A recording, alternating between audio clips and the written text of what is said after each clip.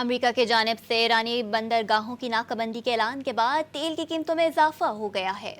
आपको बताएं कि अमरीकी खाम तेल की कीमत 8% बढ़कर $104.24 फी बैरल हो गई। बैनुल-अक़वामी मयार समझे जाने वाले ब्रेंट क्रूड ऑयल की कीमत 7% बढ़कर $102.29 फी बैरल हो गई। ब्रेंट तेल की कीमत जंग के दौरान बहुत ज़्यादा उतार चढ़ाव का शिकार रही है। ये कीमत 28 फरवरी को अमरीकी इसराइली हमलों से पहले तकरीबन $70 फी बैरल थी और बाज़ औक़ात $119 से भी ऊपर चली गई। अमेरिका की जानिब से ईरानी बंदरगाहों की नाकाबंदी के ऐलान के बाद तेल की कीमतों में इजाफा हो गया है।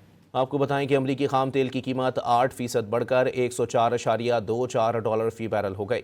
बैनुल-अक़वामी मयार समझे जाने वाले ब्रेंट क्रूड ऑयल की कीमत 7% बढ़कर $102.29 फी बैरल हो गई। ब्रेंट तेल की कीमत जंग के दौरान बहुत ज़्यादा उतार चढ़ाव का शिकार रही है। ये कीमत 28 फरवरी को अमरीकी इसराइली हमलों से पहले तकरीबन $70 फी बैरल थी और बाज़ औक़ात $119 से भी ऊपर चली गई।